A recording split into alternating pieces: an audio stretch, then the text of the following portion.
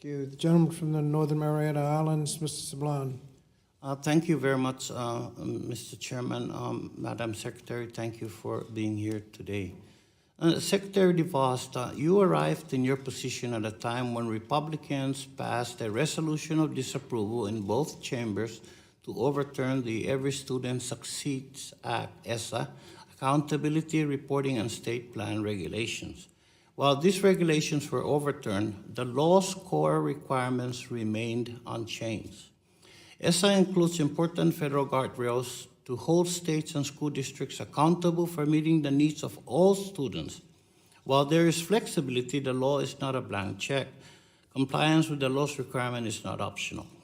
So let me ask you, are you aware, Madam Secretary, that 40 states do not include disaggregated achievement data for at least one federally required subgroup on their state report card as required by federal law? Congressman, I was pleased to be able to approve every state's ESSA plan, and I didn't approve any plans that did not comply completely with the law. And we are now in the monitoring phase and continue to ensure that states comply with the law. Just like a yes or no answer on the record, that are you aware that approximately 40 states do not include disaggregated achievement data for at least one federally required subgroup on their state? Yes or no? Again, Congressman, all of the ESSA plans comply with the law, and we continue to ensure Madam that states Secretary, continue that's to not a comply yes or with no. the law. Let me ask you this then. Can states and school districts address educational equity without this information?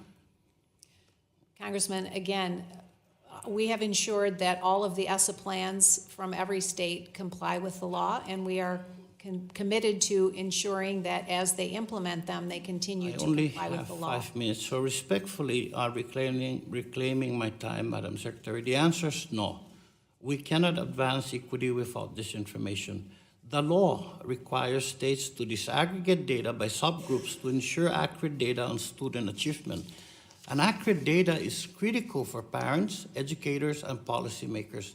So how do you plan to address this issue to make sure that states are compliant with the law and are held accountable for the success of all students?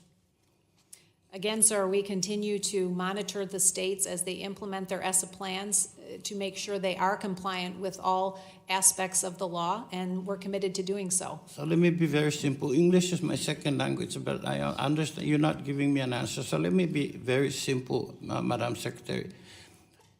Can I have today your commitment to improve ESSA oversight and hold states accountable for implementing the letter and intent of the law?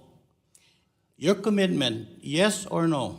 We are committed to continuing to ensure every state On the follows record, the law, you're saying the that you are... implementation of their ESSA plan. I take that as a yes. So let me go to my next issue. According to the Alliance for Excellent Education, the Department of Education approved at least 12 states to implement accountability systems that do not take into account the performance of historically underserved students as required by law, despite what you just told me. Parents or community are now starting to see the school letter grades issued by states based on these systems. I am concerned that these letter grades may provide misleading test information. For example, in one state, 25% of schools that receive an A are identified for targeted support due to the performance of historically underserved students. In that same state, 71% of schools that received a B are identified for targeted support. Does it make sense to you for a school to receive an A or B if its students of color or other subgroups consistently underperform? These are facts, these are data. Congressman, again, we are committed to monitoring the states to ensure that they continue to comply with the law as they implement their Madam ESSA Secretary, plans. respectfully, you're not answering my question. The students, the educators, we deserve direct answers.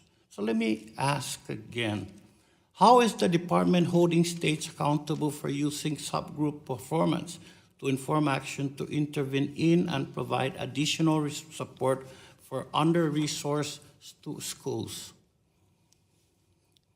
Congressman, again, I have told you, and I will tell you again, we are committed to continuing to ensure that states are complying with the laws and that they are following the requirements of the law regarding ESSA. Thank you, Madam Secretary. You have not answered my question, but thank you very much for trying. You're good. I appreciate it. Gentlelady Are from you New York. back? Gentlelady from New York, Mr.